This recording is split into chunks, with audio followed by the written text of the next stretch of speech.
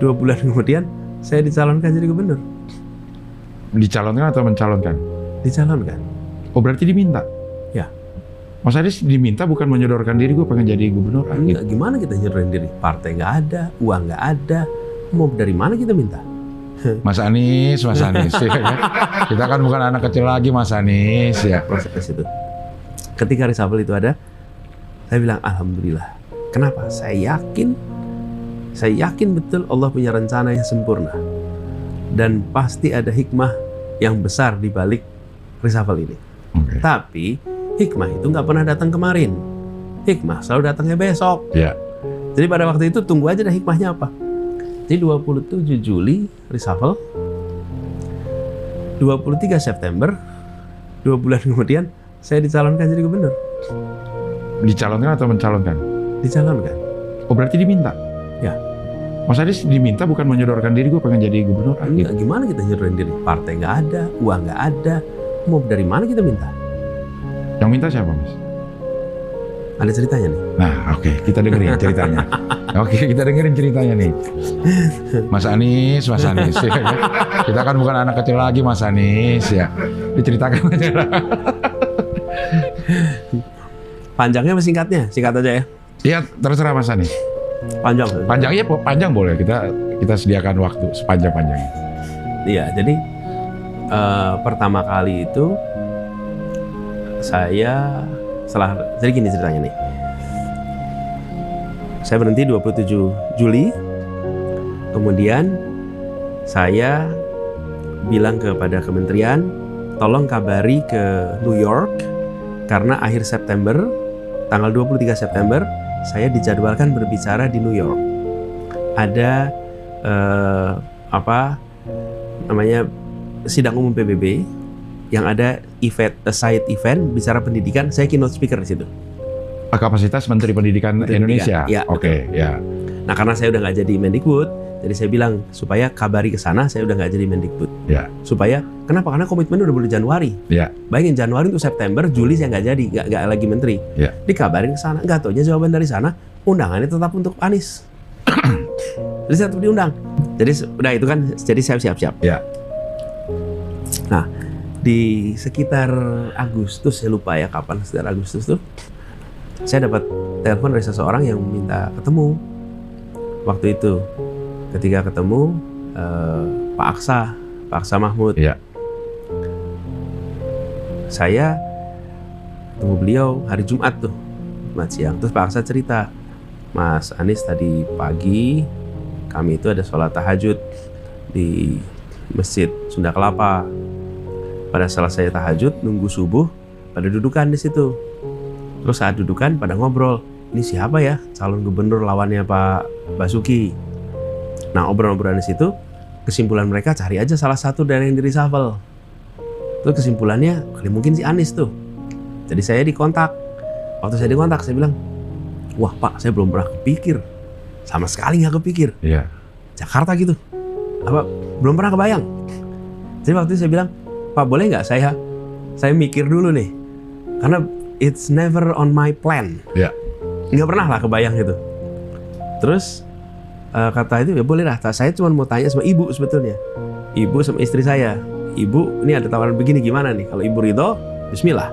Kalau ibu nggak ridho, saya nggak mau nih. Ini kan bukan sesuatu yang kebayang lah dalam perut tuh. Apalagi udah kebayang tuh Jakarta. Pak Basukinya kuat sekali, angkanya tinggi, terus populer. Waktu itu kebayang tuh. Wah ini nggak sederhana lah gitu. Nah saya ngomong sama ibu. Kata ibu, bapaknya gitu. Anies kalau ini kepengenan Anies nggak usah. Tapi kalau Anies diminta, bismillah. Dah, saya belum jawab tuh. Iya. Tak lama kemudian ditanya lagi, saya bilang jawaban gitu. Nah, September awal, saya kena demam berdarah, Mas. Oke. Demam berdarah. Kemudian dirawat di rumah sakit. Nah, pas saya dirawat di rumah sakit itulah ketua partai itu datang ke rumah sakit nih. Saya lagi diinfus demam berdarah. Ditanyain bersedia apa enggak jadi calon gubernur. Terus angka saya disurvei, angkanya ada. Jadi sama sekali saya ini tidak terlibat, rapat nggak ikut, anggota partainya juga bukan. Kemudian, tapi angka surveinya ada di situ. Iya. Singkat cerita, menjelang pendaftaran tanggal 23, saya juga tidak tahu persis bagaimana proses di dalam. Siapa yang karena banyak versi. Siapa yang mengusulkan, siapa yang membahasnya. Karena saya nggak ikut dalam rapatnya, jadi saya nggak tahu. Ada yang bilang si A, ada yang bilang si B, ada yang bilang si C. Dan kepada semuanya, mudah-mudahan jadi catatan amal soleh tuh. Bahwa ini untuk kebaikan kita semua. Saya apresiasi aja semuanya. Saya tidak tahu sesungguhnya proses di dalam itu seperti apa, karena saya nggak ikut. Malamnya, Jumat besok pendaftaran, saya dipanggil. Nah, ada satu peristiwa, Mas. Karena saya digigit nyamuk itu, maka saya nggak jadi pergi ke New York. Oke. Karena demam berdarah sama dokter nggak boleh penerbangan jauh. Kalau terbang sejam 2 jam masih nggak apa-apa. Tapi kalau ke New York tuh 20 jam. Sampai belasan jam, 20 jam gitu. Not recommended. Jadi saya berada di Jakarta. Tanggal 23 September yang harusnya saya di New York, itulah tanggal pendaftaran ke KPU hari terakhir. Oke? Oke, udah diatur ya. Jadi saya bilang gini, kalau Allah tidak kirimkan satu nyamuk. Itu, saya nggak lagi di Jakarta. Besok ada nyamuk gua nggak bunuh dah. Kalau nggak ada nyamuk itu saya nggak di Jakarta. Iya. Nggak di Jakarta, betul-betul nggak di Jakarta. Jadi kalau itu saya nonton aja di New York. Iya. Nah, saya kena nyamuk, saya di sini. Kemudian malam-malam saya ditelepon, diminta datang ke tempat Pak Prabowo, yang Pak Prabowo bilang itu datang ke rumahnya. Saya dipanggil datang ke situ. Saya nggak ikut rapat, dan saya juga nggak tahu proses di dalamnya gimana tuh sampai di ujungnya. Ada banyak versi lah. Dan ini pertemuan pertama kali dengan tim itu berarti? Ya. Wah. Dan saya waktu itu bekas juru bicaranya Pak Jokowi, kebayang kan? Datang ke situ bekas juru bicara Pak Jokowi. Pak Prabowo waktu itu bilang, buat saya yang penting adalah kita harus menyelamatkan Jakarta. Kita harus mengembalikan Jakarta, jangan sampai retak, pecah waktu itu. Dan ingin agar beliau merasa bahwa kepemimpinan itu terjadi karena beliau yang mengusulkan di tahun 2012. Ya. Dan dalam perjalanannya beliau merasa ini tidak tepat, harus diganti karena saya yang dulu mengusulkan, maka saya pula yang harus bisa menggantikan, dan siapapun itu yang penting bisa menggantikan. Dan itu yang beliau sampaikan. Ya. Jadi, tapi prosesnya bagaimana, banyak versi di situ. Saya nggak berani mengutip karena nggak tahu mana yang paling sahih. Iya. Tapi faktanya saya ditelepon. Suasananya pada saat itu terasa nggak ada yang nolak sebenarnya gitu kan, memang ambil dari kandang musuh istilahnya ini. Iya, ada. Ada juga. Ada. Terasa.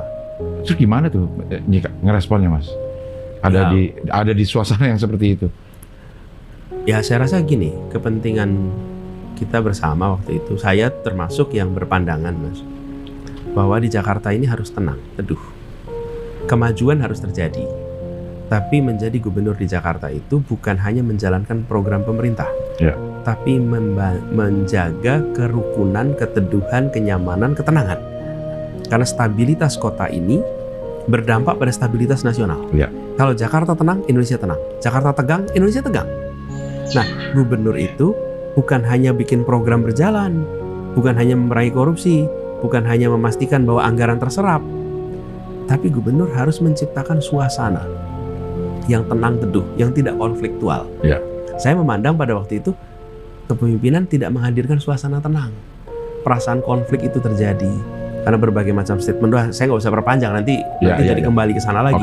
Tapi saya termasuk berpandangan bahwa kepemimpinan yang di Jakarta harus hadir adalah kepemimpinan yang mempersatukan, kepemimpinan yang menjangkau semua, yang merangkul semuanya. Dan itu yang kemudian menjadi pegangan saya. Jadi itu harus berubah, nggak bisa begini. Nah, saya kemudian dapat tugas, jadi saya jalani tugas itu. Alhamdulillah selesai, dan alhamdulillah 5 tahun ini Jakarta tenang, teduh, damai, suasana kebersamaan ada. Motor udah boleh lewat Tamrin lagi. Ya, ingat ya itu.